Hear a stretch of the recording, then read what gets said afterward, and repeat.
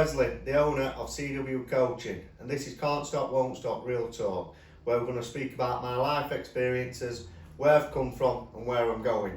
Sat across from me is my partner, Leanne, and also my business partner. Leanne is massively involved in helping scale and grow CW Coaching as a business.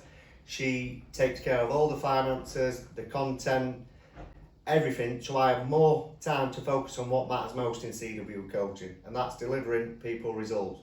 She's also massively involved with helping me write my autobiography, so she knows a lot of my stories. She's going to ask me questions. It's going to be a 3-part episode to introduce who I am, where I've come from and where I'm going. So let's get into it. Right, so I just want to start with discussing where you're from and what did life look like growing up? My childhood was fantastic. I really enjoyed it. I'm the youngest of 3 brothers. Me, Troy and Daryl. My mum, Kay Gannon, and my dad, Jason Wesley. Great childhood, very close to all my siblings, all my cousins. Very different back then to what it is in this day and age.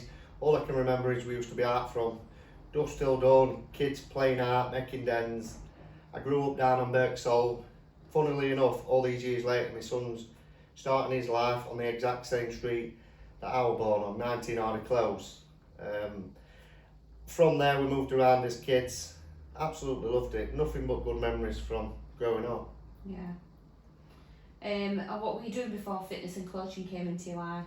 No, that's a very long story, so that'll probably take a few episodes. But before fitness and coaching came into my life, I've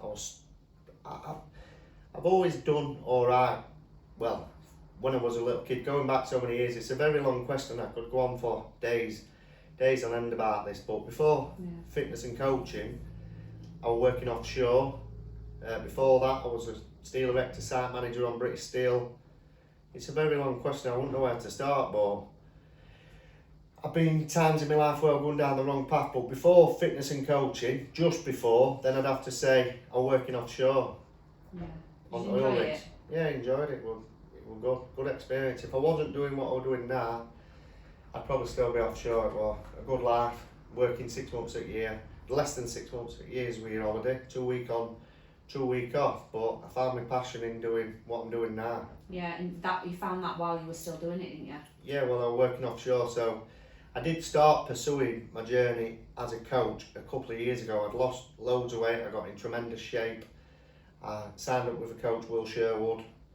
I'd got in tremendous shape myself before, but then he just helped take me to the next level. I started competing, doing my bare knuckle, my boxing, doing my coast to coast walk.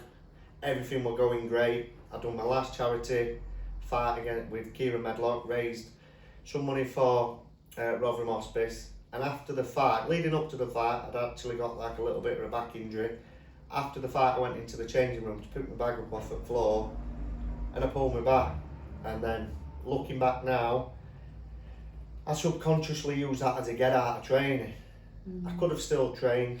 I've done content about this. I could have still trained my arms. I could have still done my steps. I could have still got my nutrition. But my mind back then didn't know what it knows now. So I'd given up and I reverted back to old habits. It was a slow process. I was like, I'll just have a week off, and 1 week led into 2 weeks, and then before I knew it, I put loads of weight back on, back out every single weekend, back living the old life that I did, getting off my head, going out, getting smashed, eating takeaways, chasing the consummatory rewards instead of the dopaminergic reward, which is a thing that I talk about a lot in my content.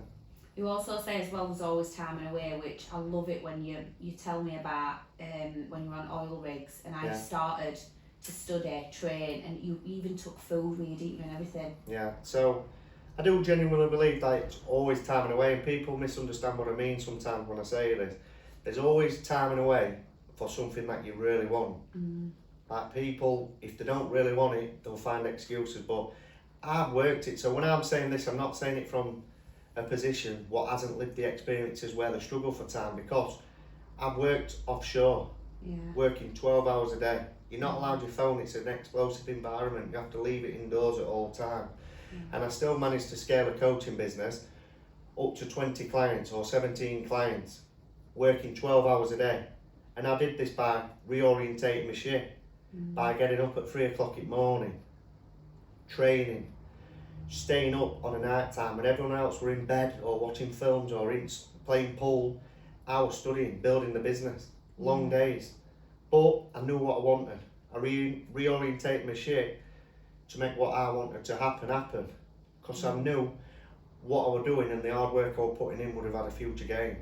100%. And I foreseen, and I found my passion. I knew I started getting clients reaching out, and I thought I could really make something of this. Yeah. So I built it up and I put the time in, and it's paid off. The hard work had a future payoff, like I've always said. A lot of people want different outcomes but are not willing to put in different output. I put the work in. People can't say that I don't put the time and effort in. I bet it feels good because everyone says to you all the time, you're smashing it, you're doing so well, and Yeah. you've worked hard for it, haven't you? I have worked hard, and a lot of people just see it from when it starts taking off. They haven't seen all the back work behind it. Yeah. Don't get me wrong, I do post a lot on socials and stuff, but there's a hell of a lot more than that. Oh yeah. But no. you'll see yourself what I put in. It's crazy, isn't it? I mean, we're still sat here sometimes at like 8 o'clock at night, aren't we? It's, Yeah. days just go so fast. Well, I see some quotes, I love my quotes, but to get something you've never had, you need to do things you've never done, and that's the quote that I absolutely love. Yeah. So, what was the turning point that made you decide enough was enough? Well, you know, when you said, obviously you had a bit of a relapse and everything. So I've had a few turning points. I did it the other year and I thought I'd finally cracked the code. I was flying, I was getting a lot of traction, a lot of support.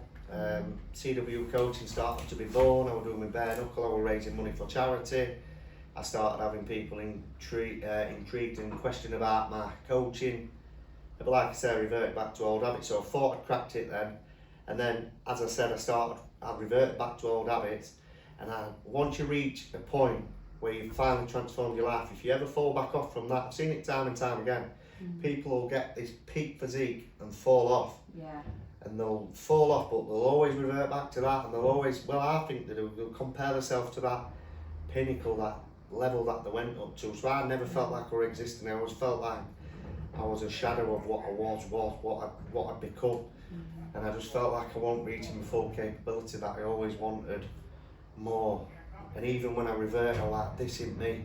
I need to get out of this. That's when I was feeling depressed on a daily, anxiety, just feeling crap all the time, because if you don't have goals to work towards, you start feeling crap. I felt shit, and I genuinely believe that you need to have, we're goal-driven creatures. I absolutely love Jordan Peterson. If anybody doesn't know who he is, you need to watch his content, because it was a video of his, 60 minutes that'll change your life. I knew things needed to change, but we were finding that commitment and motivation and dedication to actually engage in change. I just got into the habit of saying this Monday, but then I listened to the 60 minutes that'll change your life. I've shared it many times on my content, on my socials, on Instagram. If anybody wants me to send it, drop me a message and I'll send it. But I listened to it, I put my phone down and I genuinely listened to it, and it was powerful. Yeah. It was powerful. It was like, sit on the end of your bed and ask yourself what stupid things you're doing on a regular basis that are morally fucking up your life. I genuinely made a list and I started ticking them off. I thought, I'm going for it.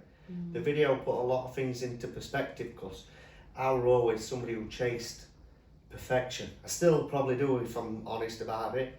Yeah. But I was chasing this life and what I thought, like, I always have to be happy, but it's not realistic. No. You'll never always be happy. Yeah. And it's okay to not be. And it's okay not to feel motivated all the time. But you just have to continue moving forward, because what is the alternative?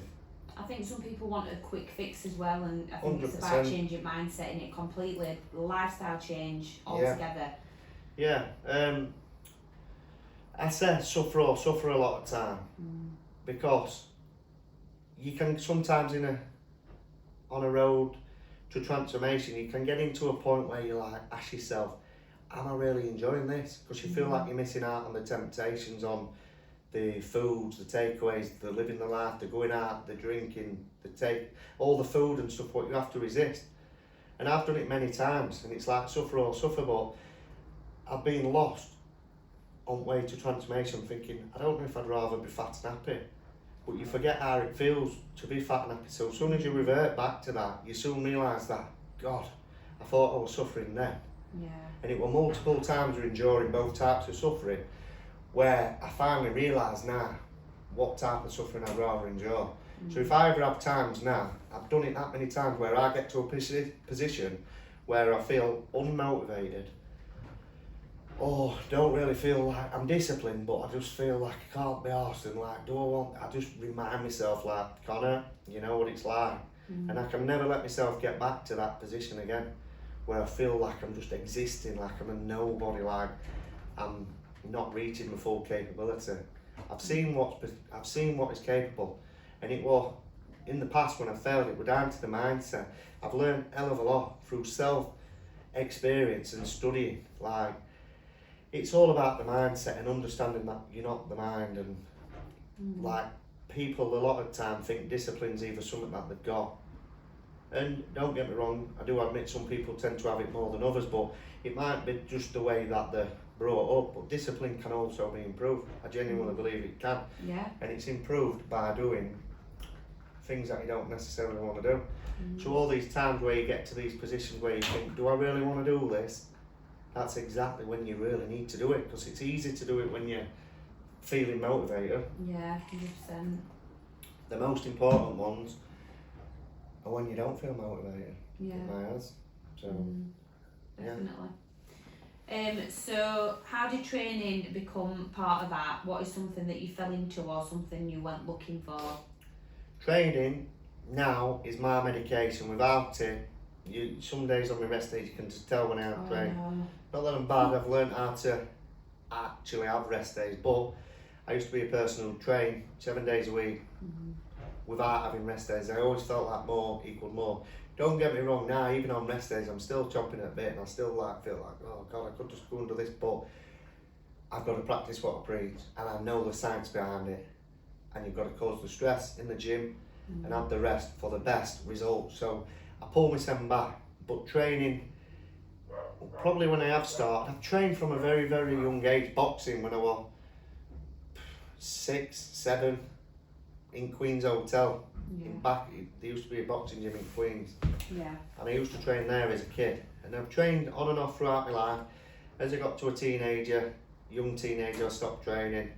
Started getting up to no good, which we'll cover in some more episodes, or I don't know if it's in this one. But then later on in my adulthood, I'd always wanted to train, but I'd always been a person who'd start on a Monday and fail, and I'd done that for many, many times. I've been in some mint shapes, reverted back, but the last few times and over the last 5, 6 years, training initially started as a coping mechanism when I split up with my son's mum. It was the only thing that'd give my mind a bit of rest, so I'd just train to channel all my pain and all my negative energy into something to give me that little bit of a downtime. So a coping mechanism turned into an hobby, turned into my life now. It's who I am. Like routine, innit? I don't even have to question. I've been a person when people say they don't feel disciplined. I've been that person when I used to wake up and I used to think, oh fuck, I can't be arsed with gym. But I never feel that now. No. I don't even think. I think sometimes I get told flexing back like on flight mode. I'm like, fuck, have I done this? Do you know what I mean? Because I just do it every single day. Yeah. I wake up at the same sequence. It's a bit regimental for most people, but the longer you do something, the more it becomes the norm. Like I said to people sometimes, that feeling that people get about going to the gym, do it for long enough, and the feeling that you used to get about going to the gym, it's flipped on its head, and you'll get the same feeling about not going to the gym, but worse. I need the gym, and I couldn't ever foresee how I could fall off it again now. Like, it really is about rewiring these pathways. So for me, I think people who don't necessarily have that passion for it, do it for long enough, and I mean, I look forward to it now. Yeah. There were a time when I weren't really, enjoying it, but now I'm saying I get up and I really look forward to going. 100%. You've got to even if people don't really get that buzz and have that fire in the belly to enjoy it like me, it's like, it's my job, but it never used to be, and I still had the same fire, still trained as hard and stuff, but sometimes we just have to realise that it's a thing that you've got to do. Like, if you want it, like, if you're happy and content in your life where you are, then this isn't for you. Do you know what I mean? This is for people. And you've just got to sometimes do things for your future self, not for your current self. Your current self will, a lot of the time, choose the easy route. But that won't be beneficial to your 40-year-old you, your 50-year-old you, your 60-year-old you. So you have to do things. Imagine you at 20, 30, when you get to 60, what would your 60-year-old be saying to you? Come on, do it. Do it for me. 100%. 100%. Do it for your future self. Not for your current self. Unless your current self likes it, then do it for both. So just going on to your business, what is CW Coaching and who is it actually built for? Just explain it to us. CW Coaching is me. And now you're a big part of CW Coaching. But I built it up, it can't stop, won't stop. And it's built for people who refuse to live average and want to break old patterns and rebuild identity, who are stuck in ruts and don't believe themselves. I have an effect with people who relate to my content, and I've helped people who've had many coaches before and failed and never succeeded. I'll openly admit I'm not the cleverest of coaches. There's probably a lot of coaches out there what know a lot more than me. I'll put the work in, I'll go above and beyond. It isn't just something I say, it's a standard that I live by and will continue to. Any client who's ever been with me, they will tell you, bar a few, but you can't please everyone. I'll try my absolute best. You can take an horse to walk, but you can't make it drink. I'm a coach what reaches out to my clients when they're not filling the daily habits out, when they're not doing the weekly check-ins. This is a two-way communication. This is an agreement, a team, a relationship that we're trying to build. A lot of coaches, once they've given you your induction pack, your plan, it's down to you to adhere to it and communicate. If you don't, then you're failing the coach. I'm a person who reaches out to my clients when I know they're not following to the plan. Come on, let's book a call, let's change the plan, let's go back to the drawing board. There's always time and a way. If you can't stick to 3 days, let's see what we can do. Let's reduce your steps. Let's decrease the expectations on yourself. Let's give you a bit more food, slowly but surely, baby steps if you have to. Because I genuinely believe that anybody can transform, but it all comes down to mindset. Like, there's a lot of sayings like it's 60% diet, 40% training and stuff. It's 100% mindset. You need to get that mindset in order. And that's my number one thing. I work a lot with my clients with mindset. I do tasks and challenges and stuff like that. What help people who get involved, who haven't got that closed mindset. I've had people who've signed up with a closed mindset. I've tried talking to them and they've come back when the mindset's finally open. Sometimes there's nothing you can do, and they just have to experience some more pain before they're finally engaged. So I had a client who signed up with me. He lasted about 3 days, Chris, and he said he was leaving because he wanted to go to Weight Watchers because you could eat as many potatoes and as much fruit as you want at Weight Watchers. All that, mate, you cannot eat as many potatoes as you want. He left, and he's very good friends with Gary, your brother. He seen the results Gary were getting, and then he come back. He rang me. He said, "Will you give me another try?" I said, "Of course I would." It was your mindset last time. He come back and he had an open mindset. They were a different feeling. His communication was different. He was willing and wanting change. This time round, he's lost about 46 pounds and counting. He's absolutely loving it. He's transformed his life. He's changed his habits. He's adhering to the plan. And this is a person who always believed that he couldn't achieve it because he had a closed mindset. And he's doing brilliant now. Yeah. So, I think you genuinely care about your clients as well, which is rare. I do. Just going on to that, your transformation boxes. Yeah.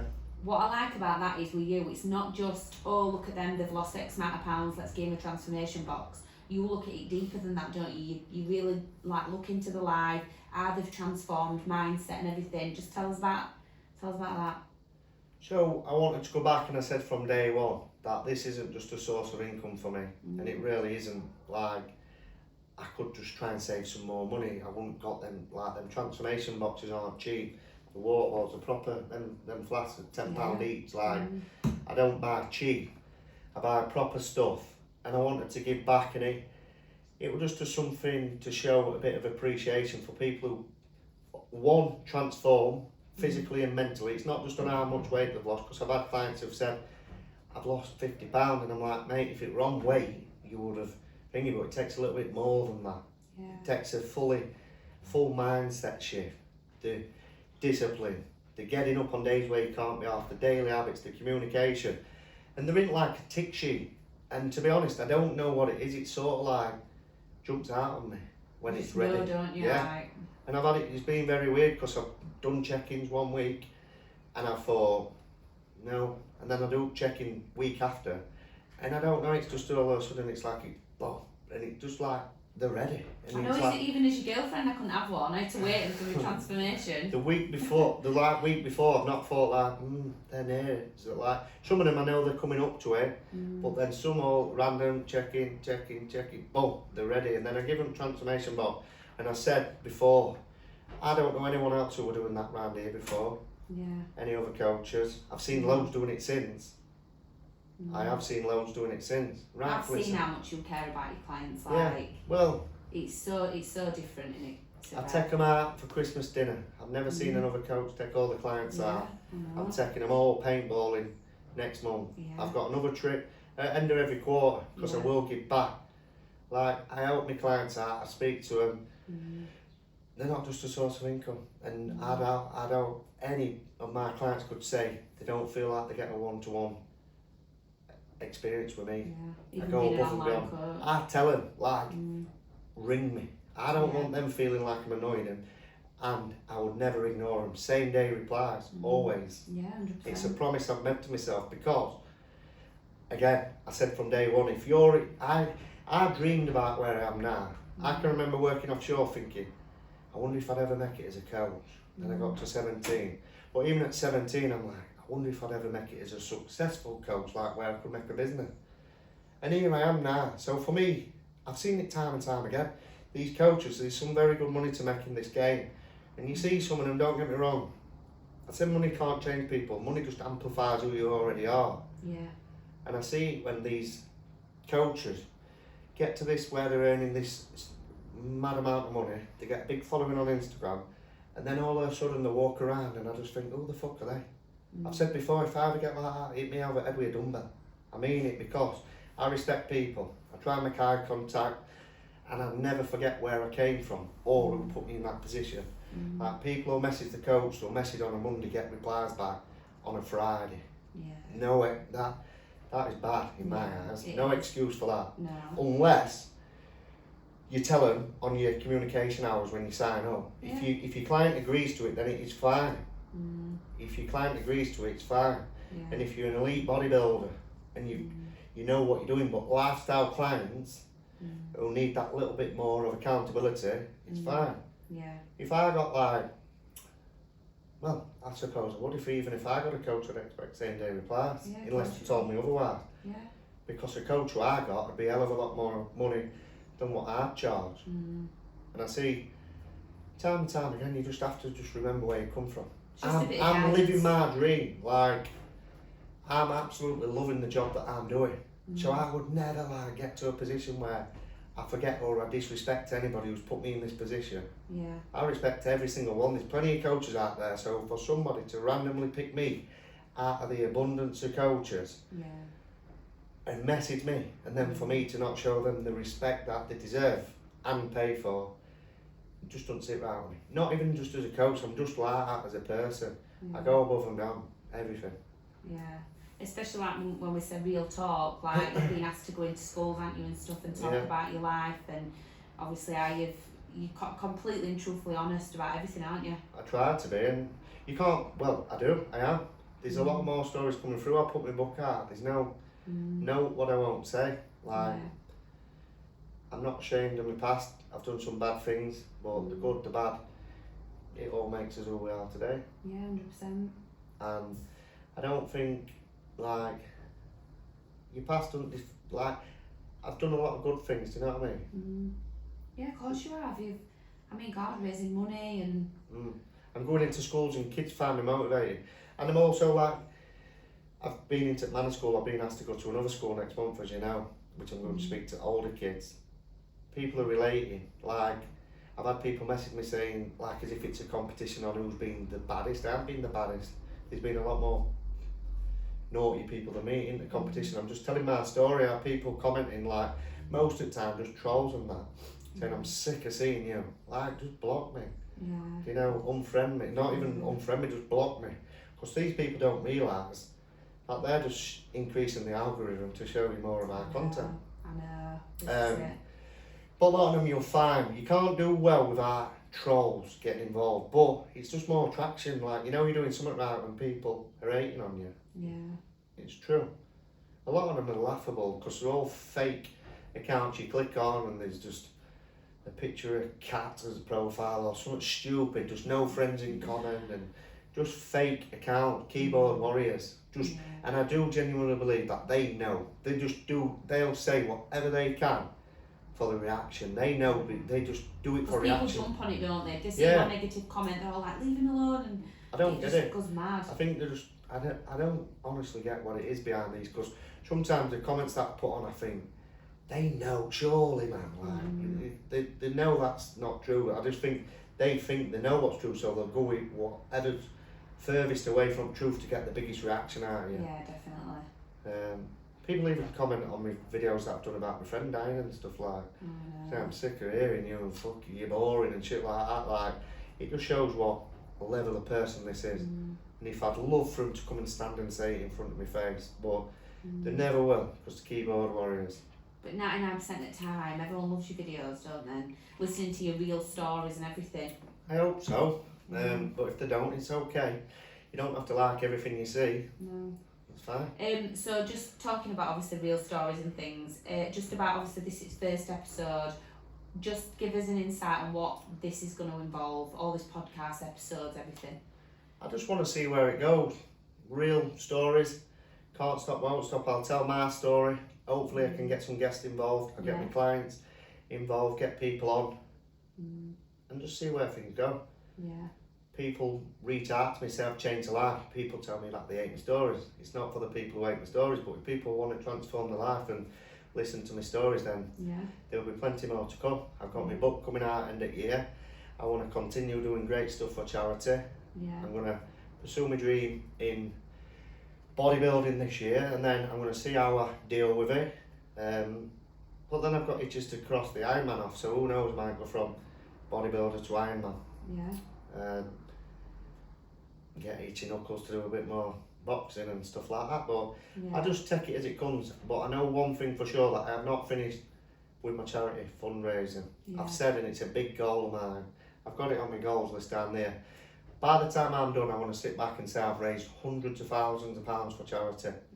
And considering I've raised over £40,000 in the last few years alone, I don't think it's out of reach. No, £40,000 in a few years. I'm 31. I can do a couple of £100,000, I reckon, by the time I'm done. Definitely. Why not? This is a proper movement. I do community runs, community walks. I mentioned last summer about the community circuits. I haven't forgot about that. They'll be coming in summer. I mentioned it back end of summer, and then weather went to shit. But if I say I'm going to do something, I'll do it. Like I say, I get itches in my head and they don't go away until I've scratched them. So there's plenty more things to come from CW Coaching. I want to give back, and I will continue to give back to the community, to people who support and follow. Anybody, this village, what has made me who I am. And to everybody who's made it possible, me followers, my friends and family and my clients. All good. Is that everything? Yeah, that's everything. Episode 1. Can't stop, won't stop.